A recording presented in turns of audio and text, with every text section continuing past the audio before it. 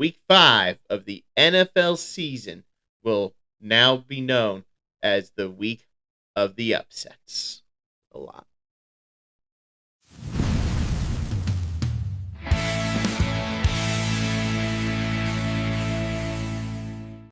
Glory be to Jesus Christ. Glory forever. Welcome to Dynamite Duo Sports, the podcast where we break down the NFL's top storylines with the facts, including the fact that I get to sing this song this week. Cry, Eagles, cry on the road to misery. E-G-L-A-L-L-L Eagles! I'm Giuseppe. I'm Antonios. And today we're going to be recapping what was NFL Week 5. By far, my favorite week of the NFL season so far. Cowboys beat the only winless team. They're so bad. At least we can crush a bad team. That's a good sign for us, I guess. I mean, Titans won. Something. Yeah. So we're going to recap the Week 5 games, and then we are going to have a little fun today. I'm going to have Tony to say if NFL teams are in panic mode or no panic mode. So look forward to that towards the end of this video. All right. So, fun fact, I just chose to wear this shirt today just because this week was so crazy with losses that I was just like, you know what? Because this week was so weird, I'm going to wear a shirt that has nothing to do with football, really. Yeah, and then with Bad Bunny playing Super Bowl halftime show, you might be heading for Mordor anyway. So, with that being said, let's start recapping these games. So, first game this week, a game which we did not think was going to be as good as it was. You had the 49ers taking down the Rams in overtime, 26-23. We're going to talk about that game later for sure. Then we got the Vikings taking down the Browns in good old London. I do not have a great British accent. Was awful. 21-17. Dylan Gabriel, though, despite not putting up eye-popping numbers, he looked pretty solid. Better than what they had before. Than Joe Flacco. We'll see if he gets to keep his starting job for the rest of the year, or Shedeur Sanders will actually say something. Then Justin Jefferson had a pretty big game. Carson Wentz threw the game-winning touchdown with 25 seconds left, I think. So, yeah, that was a pretty good game, actually. Then you had the exact opposite of that game. You had the Texans demolishing the way shorthanded Baltimore Ravens. Fun fact, this is the worst record the Ravens have had in their entire franchise. And it's also the worst defense they've had in their entire franchise. You Steelers, you guys got easy rides to the playoffs this year. Unless the Bengals actually get a quarterback that can throw the ball and not throw 3 picks into every game he plays. Yep. So, yeah, Texans beat the Ravens 44-10. Ravens might be done. Yeah. All right. Then you had the Dolphins taking on the Panthers, which looked like the Dolphins were going to run away with, but the Panthers scored 20 unanswered points after being down 17-0 to win the game, set 27-24. Dolphins, what happened? And also Panthers. I really don't like that every time that I don't pick you, that you guys win. As you can see, you tune into predictions this week. I'm a little scared. Then you had... Scared of the Panthers? No, just the fact that every time I pick them, they lose, and every time that I pick against them, they win. So it's a little scary. Anyway, fair. Then you had the Indianapolis Colts demolishing the Las Vegas Raiders 40-6. Yeah, last week was the last crusade. Honestly, when you think about it, if the Colts did not have that dropped catch that would have been a touchdown, they could have been the only undefeated team, which would have been really it would have been ridiculous. So yeah, they're not. They just had the curse wheel last week is what happened, but they're back. Back on track. But yeah, they are honestly, for me, I just need to see them play against the top AFC teams. They do play Chiefs later this year. They play the Chiefs. They play the rest of the AFC West. They play the Steelers. So, they could be a legitimate threat in the AFC. Then you had the Saints, who were surprisingly favored. And they won. 26-14, mostly due to 5 turnovers by the New York Giants. That was pitiful. You could have joined us, Giants. we could have made Philadelphia be the only team that lost this week in the NFC East. That would have been amazing. But you had to ruin a good thing. So yeah, if the Giants didn't turn the ball over, they very well would have won that game. Yeah, they would have been a crush, honestly. So yeah, so correct. Congratulations, Kellen Moore. You got your first win. Rooting for you. Then you got the Dallas Cowboys demolishing the Jets 37-22. The final score doesn't really tell the whole story. It wasn't that close. So at least we were able to put together a complete win, I guess, against a really bad team. But the worst team. But I will say one thing: if we keep playing more man coverage like we did the other day, I think our defense could improve, but only the time will tell. Against the Jets, it's a great team to compare yourself for how you play. It's a step. It's our defense. Anything's a step. Then you had the Denver Broncos taking out the Philadelphia Eagles. I'm happy Broncos won. I just didn't think they would, but I'm very happy they did. 21-17. We'll get to that later. Now we're here to talk about the 4:00 games, and the first one to talk about is the Titans beating the Cardinals 22-21. It was a very weird and sloppy game where very weird. Very weird fumbles dropping right before the touchdowns. Pick, fumble, touchdown. Very weird game. I'm happy we won for the Titans, but at the end of the day, it was a win that doesn't feel like a win. So it's just both of them kind of sucked. The sloppiest win that I've seen. Next, we had a shootout between the Bucs and the Seahawks. The Buccaneers winning 38-35. Talk about that later. Then we had the Lions crushing the Bengals 37-24. The Lions are basically back. They look like the best team in the NFL, honestly, right now. Then we have the Commanders beating the Chargers by a significant amount, which was surprising, 27-10. We'll talk about that later. Then we have the Patriots beating the Bills. Yeah, I thought they were going to lose, but they didn't. 23-20. We will definitely talk about that later. And then Monday Night Football beating the Chiefs, Jaguars, 31-28. Insane game. We're definitely going to talk about that later as well. All right, now let's get into some more detail on these big games from this week. So, first game we're going to talk about, 49ers, Rams. 49ers win 26-23. Mac Jones looked really good with backups. Kendrick Bourne and Mac Jones looked like Joe Montana and Jerry Rice that night. And then Mac Jones throwing to CMC. That looked pretty good too. You got the McDouble combo. McDouble! The Mac and Mac. Or the Big Macs. I'm just surprised CMC is the one that's actually staying healthy and everyone else is getting hurt. So yep.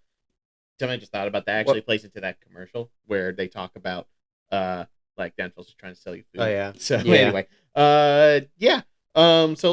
So we'll talk about the Ram side of it later. Let's stick with the 49ers first. Yeah, so they look really good with the injured team. So who knows how good they're going to be when they're fully healthy. It's like... That is scary. That is scary.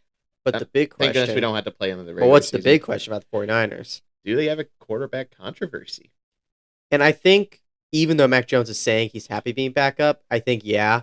Like there's definitely in the locker room talk of who should be the starting quarterback. And when I thought about it too, me personally, my 49ers, I would probably start Mac Jones if he keeps this up until Brock Purdy comes back. And not to mention, even Brock Purdy wasn't the starter. There are some teams who have cap space that would probably want someone like Brock Purdy. Like, for example, Geno's not playing well for the Raiders. They might want him. Vikings have the money because they're not paying any quarterback right now. So there's definitely teams that would take either one. So if they don't start Mac Jones, there are other teams that might look to take him as well. But I don't know what your take is, but yeah, it like you said, it depends on Mac Jones, honestly, because as somebody who's a Cowboys fan, when Tony Romo went down in 2016, Dak came in, he played really well. He never gave the job back. Even though Tony Romo had a lot of potential to do really well, because Tony Romo was one of the highest paid quarterbacks in the NFL. But yeah, I mean, back then the highest paid quarterback in the NFL was like nothing. But anyway, it was like 30 something for sure. Yeah, it wasn't. Oh, it wasn't. Yeah, no, it wasn't. Jimmy Garoppolo was the highest paid quarterback when he got. Oh yeah, that's right. Yeah. Anyway, yeah, basically, like once Brock Purdy's healthy, like my question is, how bad is his injury? Because honestly, I do not trust the 49ers training staff or their doctors. They didn't get a whole new set of doctors because they say, "Oh, you're healthy. Oh, you're not." These people get hurt all the time, and it's like they keep getting hurt. They never get healthy. It's like the only team where they can never stay healthy. At least majority of their good players. Yep. So it's very weird. So I don't know what's going on in San Francisco. So if Mac Jones keeps playing well, I believe he should get to keep his job as a starter. The only reason they would start Brock Purdy over Mac Jones if Mac Jones is playing well is because of his contract. Because they paid him $53 million a year, I think, starting this year. So me personally, I would have waited to give Brock Purdy the contract just to make sure that he's good this year, because last year was a little bumpy. He did have solid stats, but it was a little bumpy with all the injuries and stuff. So you probably would. Well, he was actually still waiting, he was still pretty good last year. He was okay. It wasn't anything special. He was still like top 10 for like QBR and all that. So yeah, because you're all about stats. So well, no. He was good. It's just that you need to see a little bit more before you give a quarterback $53 million a year. Yeah. So and he only started for 2 years at that point. So it's like you just need to make sure that he was good. And what's your take about the Rams? So offensively, they played well. They just had missed field goals, blocked extra point, and what in fumble. The world is going on with all these block kicks? So fumble. Right Kyle Williams fumbling. Of course, Blake Corum also missing the toss. Yep. Going for on 4th and 1 instead of tying the game. Like there were a lot. It was like Packers Cowboys. Like it was the Rams game to lose, just like Packers game to lose, and all these things are happening. Block kicks, fumbles. That's messing the game up. The difference is that the Packers just kept up, even though they fell behind. They kept up. With the Rams, it was like they tried to keep up, but they kept doing mistakes like fumbles. Packers offense made no mistakes after those 2 like big major mistakes. Yeah, it's like Rams kept making mistakes. It was mistakes. But I think it was more. I think Rams losing to the beat up 49ers is more embarrassing than a tie. But then again, at the same time, you can make the argument that Packers are almost guaranteed to beat Cowboys, whereas Rams 49ers is still a divisional rival game. So that can also be a reason. Yeah, I think that there were some people who still thought, because Kyle Shanahan against Sean McVay, it's like really uneven right now. It's like he's won 9 games, Sean McVay's won 4. So I think 49ers just play well in their own division too. Yeah. It could also be that. It's weird, but I will say Kyle Shanahan, he can definitely run an offense until the Super Bowl comes. So. Yeah, and then honestly, I trust the Rams. I think they're going to be okay. I think they'll be okay too, but I will say they gotta fix it's little things. Really. It's like same with the Packers. They gotta learn how to protect their punter and their kicker, because a lot of the major reasons why they lost both games was blocked punt for a touchdown and blocked field goal, blocked extra point, or 1 missed field goal, 1 blocked extra point. Yep. So yeah, a lot of critical things. Because imagine if they made the extra point, they would have won that game. Yeah, literally. So, they are blocked extra points and blocked field goals away from being undefeated right now. Yeah. So, same with Packers, literally. Yep. That's the problem. Yep. That's our analysis for the 49ers-Rams game. Now we're going to a game which, even though we're both wrong for our picks, very happy to be wrong. Broncos beating the Eagles 21-17. Now, when I was watching this game, the Broncos were able to do nothing after their first drive for the entire game. They're doing nothing. Everything just sucks. Eagles are slowly getting better and better. Then in the 4th quarter, it took a huge turn. Broncos came back and won that game. And most of Bo Nix's stats were from that quarter. But overall, he's 24 for 39, 242 yards and a touchdown. And again, for me, it's like the stats don't matter if you come back and you win. So with the Broncos, like they looked awful the entire game. Then they came back and won in the 4th quarter, and that's what matters. In the end, is winning the game. So as long as you can fix your problems and come back, that's what matters. That's what Broncos did. Eagles, they decided to let Jalen Hurts throw today, and he did really well, and they would have won the game if but this proves my point for him too, that stats don't matter if you don't win the game. Now they could have won the game, but AJ Brown wanted that catch, and Devontae Smith dropped it, but. And the big problem too was Saquon was doing really well that game, and then in the fourth quarter they were like, "Oh, we're not going to use you anymore." No, that's not what happened. What happened? I watched the game. I watched the game too. They didn't run the football in this game like at all. It's like Saquon had like 6 rushing attempts, 30 yards. But yeah. And then Jalen Hurts only ran the ball twice for 3 yards. The Eagles' big problem is their offensive coordinator because he's not doing well. He is listening to the noise of everybody in the media being like, they can't throw it. They can't throw it. So they just had to prove they could throw it at the cost of their running game. To be fair, they kind of did show they can throw it. What this exposed is that you need to. That's not their formula. That's not their form. Their form of success is running the game. It's like, again, that's why I say the stats don't matter if you're doing what you need to do. So you're running a lot of times, and then when you throw it, it's successful.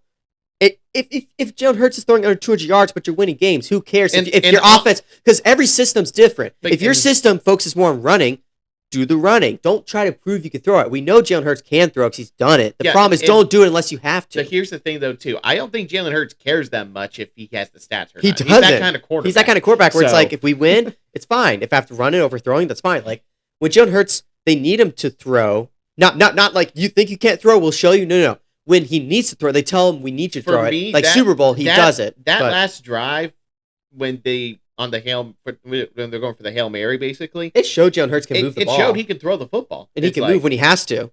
The problem is that's not your.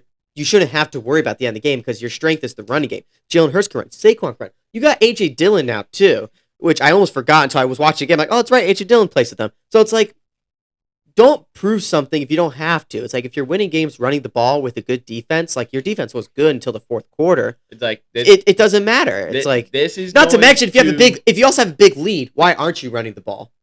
Yeah, that's the biggest thing. Another thing, because you that's should your not strength. be throwing the football if you are up by 2 scores. You should be running the football and throwing it. Like, you run the football first, second down, unless you want to surprise them one time, like a play action, catch them off guard, play action. Yeah.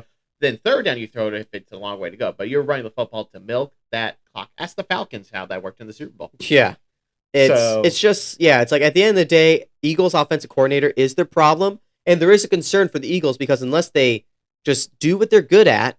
Nick Sirianni just tells their offensive coordinator, do what you're good at, do what we're good at, period. We don't need to prove anything if we're winning. That's the thing. If people are saying Jalen Hurts can't throw the ball, well, this game today showed that he can throw it, but that's not their strength. Their strength is running the ball and then surprising with these passes that are successful. Run the ball, play action. That's literally the best formula for success. If you are able to run the football, you run the football until they can stop it. Because you control the time of the clock, basically, when you run. And so it's like, you don't stop trying to, these teams nowadays, who cares about stats if you're winning? If you're winning games, even if it's not amazing, like the Patriots with Tom Brady. Tom Brady did like throw a ton of touchdowns, he was a good percentage, but they didn't try doing things different. They stayed consistent, they controlled the clock, they would run it sometimes, they would pass a lot, and it's like, it wasn't flashy, but they did what they were good at, and they won games. So if you're good at something, that's all you do. Like the Seahawks learned that lesson in the Super Bowl when they decided to throw instead of run with Marshawn, which was, even the refs are like, why did they run it? I will never forget that game because that was what screwed them over. So it's like, do what you're good at. Don't worry about what people are saying. Just shut them out and focus on your job. So for me, the overall thing of the game is the Eagles, unless they fix their offense, their strategy, they're in trouble. And Broncos are basically back in the game is also what I think too. Yeah, basically like because if they can come back against the Eagles defense like that, that's impressive. This could be the kind of game that propels them this season. Because they've been kind of mid so far this year. So, but that fourth quarter was spectacular. So it's like if they can build off that fourth quarter, then they could really be dangerous this year. All right, now we got the Buccaneers defeating the Seattle Seahawks 38-35. And this game was in the first half, the Buccaneers got to early 13-0, but then the Seahawks scored right before halftime to make it a 13-7 game going into the half. So and then the second half was just a shootout. And then it boom, boom, boom, starts. Both quarterbacks spectacular, except for one play at the end, but we'll get to that in a minute. Baker Mayfield, 279 yards, 2 touchdowns, with his star rookie wide receiver, Emeka Egbuka, 163 yards and a touchdown. I have him in fantasy. Yeah, good for you. And then Sam Darnold, 341 yards with 4 touchdowns. And then Jackson Smith and Jigba, 132 yards and a touchdown. So both offenses really humming in this game.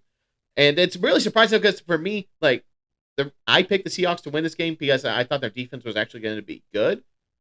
But it's Baker Mayfield, I guess. Baker's bacon. So One thing I want to say about this game, though, with Sam Darnold is this proves my point again that no matter how many points you put up or the stats, if you throw a pick at the end of the game and that's what makes you lose, it doesn't matter how good of a game you had. It shows promise in the future if you don't make that mistake again. This was honestly reminiscent of it's not on this level, but Cowboys Broncos 2013. Tony Romo, Peyton Manning going back and forth, but then they were tied, and Tony Romo, right before the 2-minute warning, throws a back-breaking interception because he's getting pulled back from behind, and he throws it straight to the defender, which is kind of similar to what Sam Darnold did. Basically. But, like, that's what I'm saying. It's like, what Sam Darnold did can show promise in the future if he doesn't throw picks, but I feel like he did against the 49ers too. Like, he had a turnover or something. He struggled against the 49ers. But so it's for me, I, like, honestly, what this also shows me is that the Jets just suck. Yeah, because all the quarterbacks leaving, they're doing well. But yeah, it's like, and then on the Buccaneer side, it's like Baker Mayfield once again clutch. Ibuka is as of right now is the undoubtable like offensive rookie of the year. Yeah, it's not even close. Not even close. He's been stepping up with Mike Evans not being there. And then McMillan, or is that not McMillan? Tez Johnson stepped up in this game because he's a receiver who they drafted really late, and I was like, that's a steal. And now they saw what he's made of. Oh, he's a skinny, underweight wide receiver. He could be a good kickoff returner though, too. Like he is. Yeah, he be like Kevontae Turpin, you know. He can also be like that. Very similar. They're very similar players. But yeah, the big thing for the Seahawks though is they show a lot of promise in all their games. The only problem is they have a really tough schedule, and the two teams that they've lost to are the better teams. Yeah. So for me, it's like they could be a playoff team, but the problem is they need to actually beat the tough teams because they have a lot of them this season. Yep. So, not to mention you got to play 49ers and Rams 4 times in total. Like, in total, it's 4 games. Yep. So, that's the big thing for me is I don't think Seahawks will make the playoffs, but they're a team where if they're in some other division, I think they would have a much better shot, though. So, but is there anything else you have about the games or what you want to say? Yeah, basically, you know, I still believe in Sam Darnold, honestly. Like, you would laugh at me for saying that 2 years ago. But, yeah, so. You see, that's the funny thing. I was always a Baker supporter. You're always kind of a Sam Darnold supporter. No, I was not a Sam Darnold supporter. I feel like you kind of were. You were always saying how, like, Sam Darnold looks good. It's just that he has no O-line. No, he looked really bad on the Jets, Tony. He looked really bad on the Jets. Yeah, but not on Jets. I'm saying, like, what, the Vikings? No, when he was with the Panthers. And he had a 3-game stretch where he looked good, and then he was bad to the next season. They were fighting to win the division, so he was okay. Yeah, but that's what you're saying. You're saying that Sam Darnold was showing promise with the Panthers. Yeah, no, he was showing promise, but I never doubt. But I always liked Baker Mayfield, just maybe not at the level that I thought he.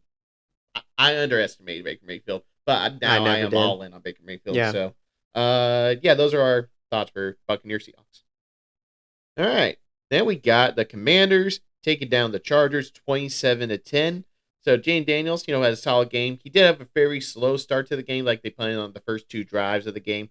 And the Chargers scored on their first couple drives of the game, I believe. It was 10-0 in the second quarter. Then the Commanders came roaring back. And after a few weird, like a very weird sequence right before halftime. So basically, here's what happened. So Commanders were backed up to like their 1-yard line. They were punting. They punted the ball. They ran into the kicker. And McConkey, the worst thing though is that McConkey returned that for a touchdown. Yeah. So that's 7 points off the board. Then the Commanders go down, kick a field goal, tie it up before halftime. And then the second half, it was all Commanders. Like, I don't know what happened. Like, honestly, the Amari Hampton got hurt. They charged it. That's what happened. They charged it. It's starting to charger. So that's not good.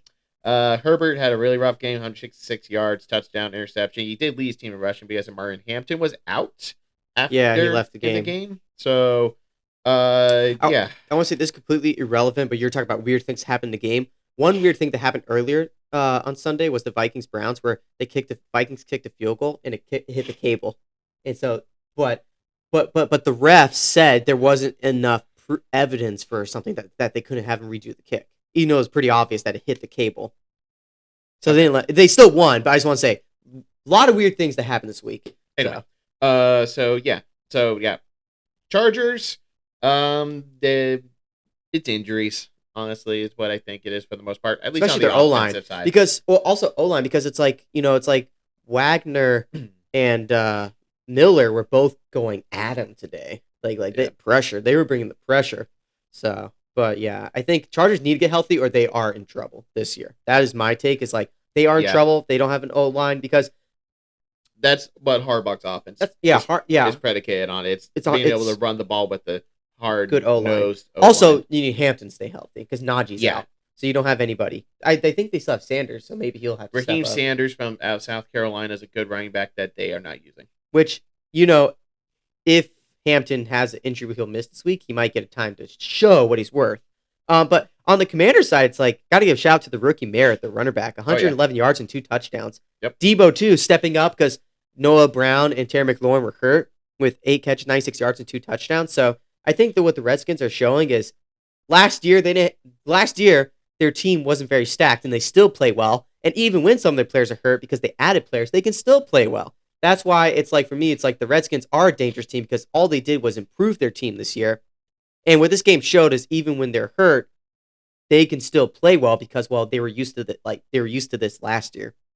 So I am a big supporter of Jay Daniels and the Commanders, and I think there's not much concern unless, thing with the 49ers happen to get completely hurt and they can't play like Mac Jones. But yeah, Week 7, Cowboys, Commanders, 4:25 on Fox.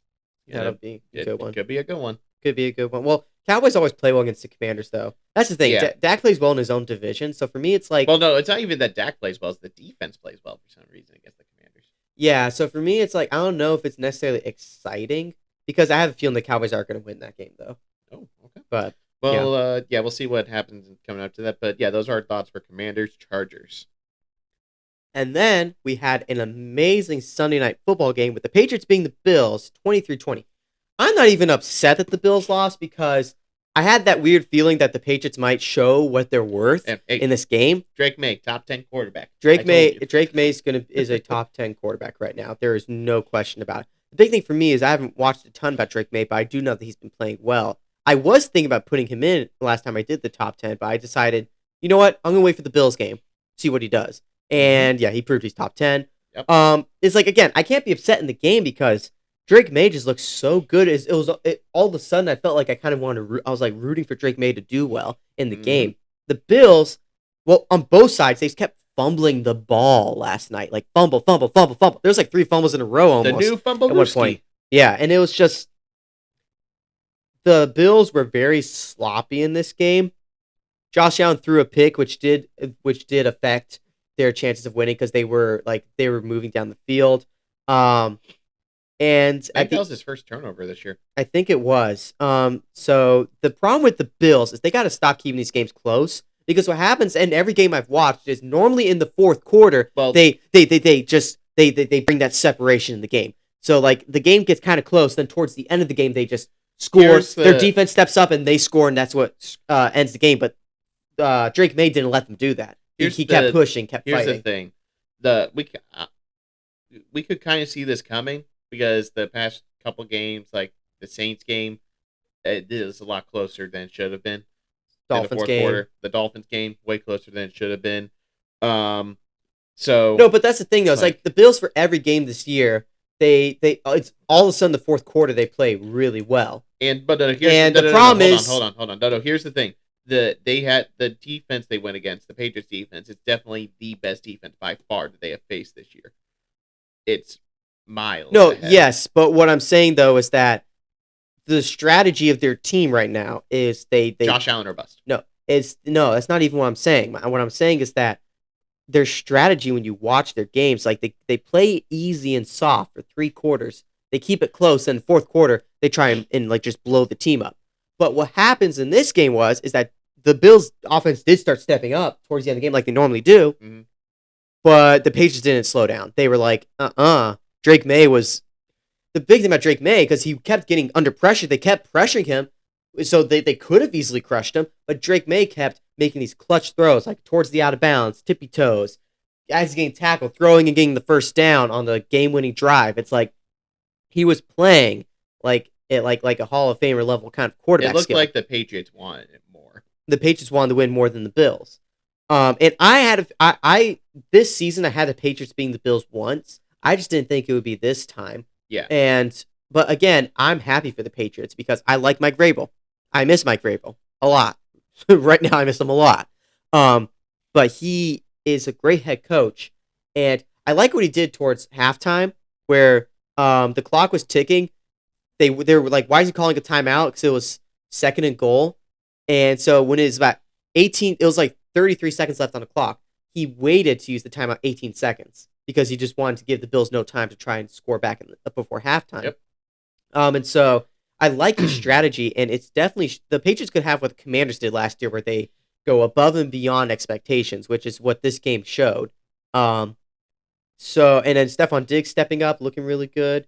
So for me, overall, this game is that Bills, you change your strategy, just start crushing the team immediately. Don't play slow, just play hard and fast in the very beginning. Patriots, and then the Patriots just that they're a legit team right now. They're legit playoff team, especially since the Bengals and Ravens both might miss the playoffs. That leaves space for teams like the Patriots to step up. So I think that's my overall take. What's your take of that? I mean, I know you didn't watch it, but what's your take? Yeah, I didn't get to watch that much of it because I was working. But here's a take. Don't pull a Penn State and do a whiteout game ever again. But that was cool. It was cool, but don't do it again because it just seems to be bad luck. See, it does seem to be bad luck, but I will say this.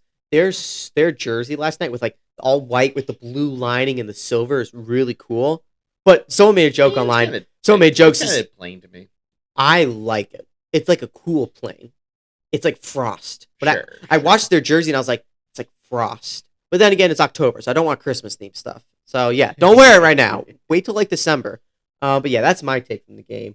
And hopefully the Bills will not play soft and easy in the beginning. They just play hard early, get a huge lead, because they're the kind of team where if they get a big lead, Josh Allen will keep that lead as far away as possible from the chance of the other team coming back and winning.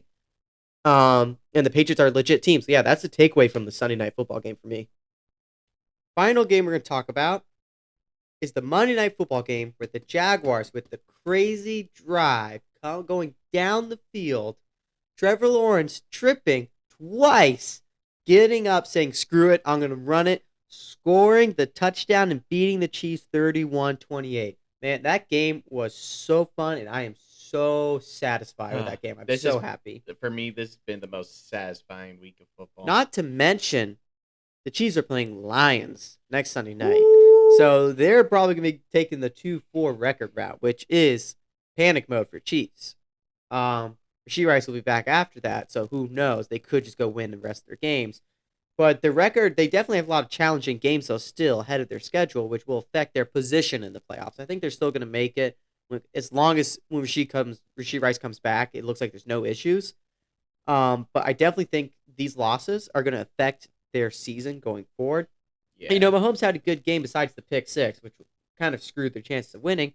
He was 29 out of 41 with 380 yards and a touchdown, and he had the most rushing yards for his team, with 60 yards and a rushing touchdown. Again. Same with Trevor Lawrence. He had the most rushing yards on his team for 54 yards, 2 touchdowns, mostly because they weren't even really trying to run with their players, with their running backs. And then Trevor Lawrence only threw 25 times, got 18 completed for 221 yards, a touchdown, and a pick as well, which gave the Chiefs a scoring drive. So both quarterbacks threw picks that gave the other team a score.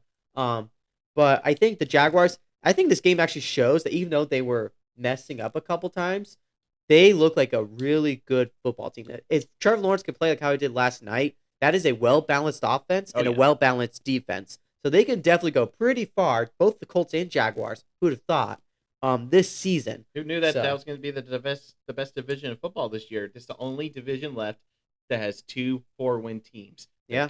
Colts and Jaguars. So, yeah, but what's your take from the game? Because my ultimate take is just Chiefs will probably still make it, but it's they're going to be much lower in rankings, unless, of course, their whole division stinks. Right. And then for Jaguars, this just shows that they are a top 10 team, honestly, right now. Yeah, so my takeaway is Chargers, Broncos, get it together. The Chiefs are down. You need a win. Keep winning. Stop losing, Chargers. Second. Stop charging it. Stop charging. Second, in our predictions video last week, I said that I picked the Jaguars because I believe Travis Hunter's gonna have a big game. Travis Hunter had a crazy catch. Crazy catch. Yeah, he may not have done a ton in the game, but that one catch, he made his presence felt. It was like, that's the Travis Hunter we know from Colorado. Yep, and that's exactly why I said that I thought the Jaguars had a chance. It was definitely his biggest game so far this year. Yeah. It's like that one catch mattered. 3 catches, 64 yards. It was only 3? Yeah, it was only 3 catches. Okay. But it's like he was a force, basically. They need to get him the ball more. They need to get him the ball more. Yeah. Definitely. He also covered Kelsey on that one play. Yes, I saw that. Yes. So. That's another thing, though. Like, they aren't even getting Travis Hunter the ball that much, and they're still 4-1. Imagine when they actually start implementing Travis Hunter more and more into the offense. They also didn't even attempt the run game, really, last night, which is pretty successful. Well, no, it's smart because the Chiefs' defensive line is great at run stuffing. No, yeah, but I'm saying, like, what they did last night was good against the Chiefs. But they didn't even use like their full strength, right? Like, basically. But like the run game struggled in the first half, and the second half the run game was a little better. But it's like, yeah. When I was watching that last drive, I thought the game was going to be over, but then like just insane plays by the Jaguars. My other takeaway though is Trevor Lawrence is breaking out of the mold of people questioning if he's a bust. That game, it proved on that last drive. The last drive, which is the most important, if that's what it comes down to, he did what he had to do. Yeah, it's like even with this offensive lineman tripping him over. Yeah, I know. It's like the fact that he did that. It was so impressive. It's that so far is the play of the year. I don't really care just because it was the greatest QB rushing touchdown ever too, probably. Tripping twice and then getting up like, screw it, I'm just gonna go for it. People were like, oh, did he do that on purpose? Like, no, there's no way that no way was the play they drew. No way against the Chiefs defensive line. This is not the Detroit Lions playing the Chicago Bears. Yeah, it's like going against the Chiefs defensive line, tripping twice is not a strategy. And Liam Cohen was laughing his head off because he was like, oh, I thought that was going to not go well. So, but yeah, it was just such a crazy game, and that's our ultimate takeaways from the Chiefs-Jaguars game. Well, actually, I got one more thing. Keep an eye out for the referees. They're starting to help the Chiefs again. Yes, they are. All right, guys. Now I'm going to give Tony tell me if it's panic time or it's okay time for these NFL teams. So what's going to happen if it's not panic time? He's going to press this button, and they're okay. If he presses this red button, they need to panic. And depending on how many times he presses that panic button, might give you an idea of how panicked they should be. So, let's start off with the Los Angeles Rams. Should they panic or not panic? Okay. I think they can improve from where they are. They just have some tough games, the game of the season. So, okay. All right, next team, we got the Philadelphia Eagles. Panic or not panic? Both. I mean, if you had to pick one, though, which one would it be? Because they're still going to make the playoffs, I feel like. If I had to pick one, yes. But I'm saying, like, if their offensive coordinator doesn't fix their issues, it'll be a concern when they have to play actual good teams. All right, now let's go ahead. I'm going to skip over a couple. The Los Angeles Chargers. Panic or not panic?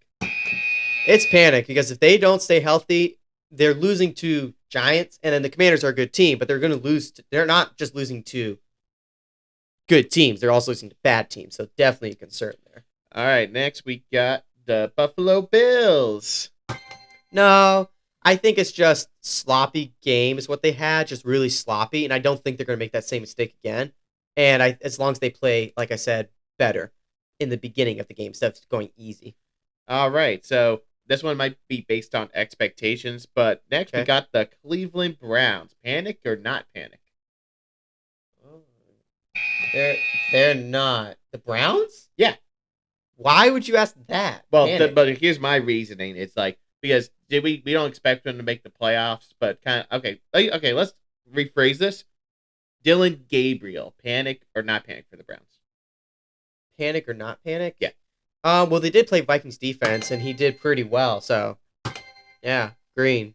Okay. I think it's could be. How about Kevin Stefanski then?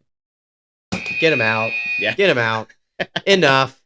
He was like all about, we're starting Deshaun Watson. Blah, blah. Every time they asked him, like he was annoyed by it. Like, dude, people are going to ask that because they want him gone.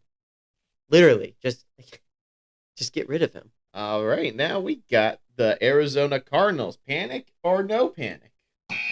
I think that they're starting to like look like the sloppy team that they have because they lost to Titans because they had a super sloppy game with the Titans being sloppy as well in the game. So it was like, yeah, you lost to Seahawks, you lost to Titans. I think you're going down that route now. You had your strong start, now you're collapsing. So it's just an earlier collapse than usual.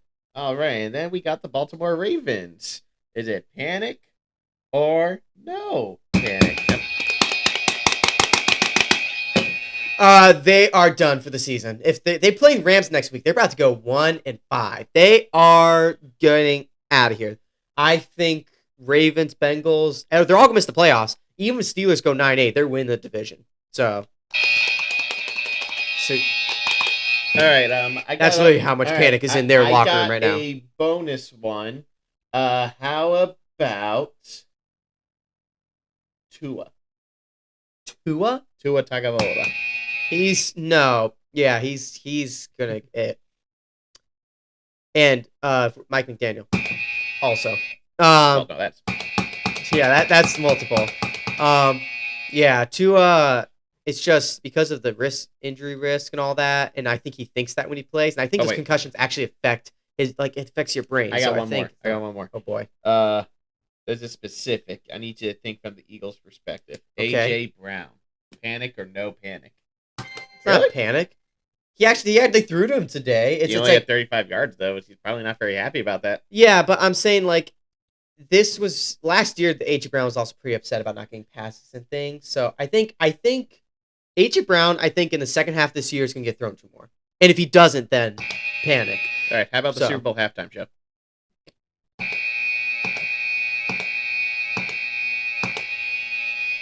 Yo no hablo español. I know that was Spanish, but like that's like one of 5 sentences I can say in Spanish. But I mean, look, we're Catholics anyways. We don't listen to that music. Nope. Almost anybody who they pick for halftime, we don't really watch it anyways. I am begging them to do a country halftime show. Even country might not be appropriate. Well, no, for our standards. So yeah, I know, but it's like if it's like I'll take a Lainey Wilson with Luke Combs, that kind of halftime. I mean, yeah, I would love that, but that's not going to happen. We just personally just don't watch the halftime show though normally. What we do is like, unless we're kind of like, maybe it won't be too bad, but if it does get bad, it's like, it's just a lot of it's not very appropriate, and that's why we just don't watch it. All right, so that was your NFL Week 5 recap. Let us know what you think down in the comments below. Do you agree with our takes for the results of the games? Let us know. You can also find us on social media on Facebook, Instagram, TikTok, and X. I'm starting to get a little more into the TikTok thing. Just trying to finagle my way and figure out how that works. So, yeah, thanks so much for watching. I'm Giuseppe. I'm Antonios. And this has been Dynamite Duo Sports. I am so happy, actually, that the Ravens are probably not going to make the playoffs. Yeah, because now the playoffs might actually be exciting because we want to have the storyline of Ravens, the Ravens going to do it? Chiefs. Are the Ravens, Bills, Chiefs, Ravens, Bills, Chiefs, Ravens, Bills, Chiefs? No, let's get a little Patriots in there. Let's get a little Broncos. Let's get a little, just anybody. Yeah.